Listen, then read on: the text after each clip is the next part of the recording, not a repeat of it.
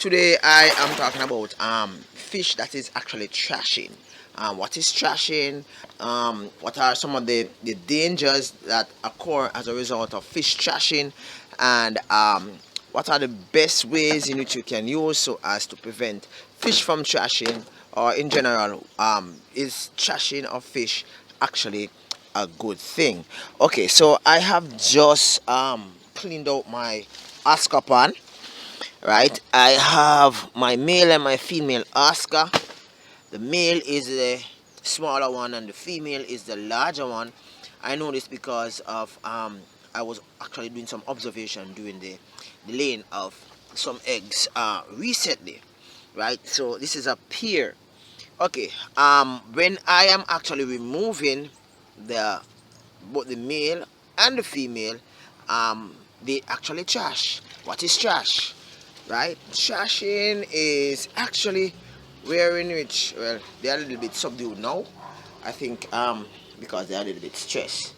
But thrashing is practically the rapid movement of the fish within a short space, a small space, and this can actually result in damage to the fish, whether the fins, the tail. Even in some cases, they might have eggs. The eggs might be dislodged from the fish itself, so you might end up having loss of eggs. Right, as I said before, they are stressed because they were doing a lot of trashing before. When they are trashing, it's really hard for me to actually manage them because, as you can see, they are very large, right? So I have to be very careful when I'm doing that. Okay, so why is it that this topic is of such importance? Okay, what happened is that when they are trashing, they might end up hurt themselves, become so stressed that they themselves can't even have the right amount of oxygen intake within their system. And the next question is, so will this actually kill the fish? Well, yes. Fish actually thrashing is known to have concussion, and whenever the fish is experiencing concussion, meaning that the fish is actually knocked out, the fish can't breathe. So when the fish can't breathe, the fish will actually suffocate and will actually die. Right?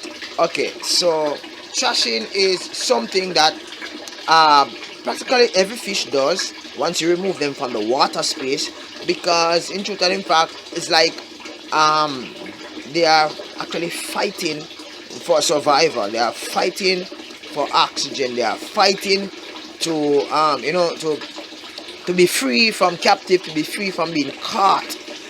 The best thing to do when actually removing a fish from a space is to ensure that the tool that you are using is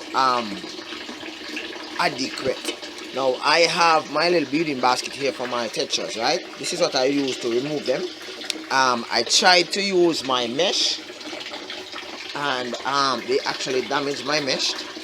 So and my mesh is very small too. So with this small mesh, I'm trying to remove those large Oscar.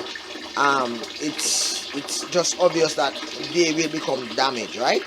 Alright, so they are in a little spawning mode. I saw them clearing a little spot in the pond, more than likely to breed, but they will not breed in dirty space. So I ensure that I have actually washed out the container and replacing the water with new fresh water, right? And this water is aquarium safe water because it has been caught and it has been on my house top for about a week or so. And this is the same water in which I use to actually replace the water for my Jack Dempsey.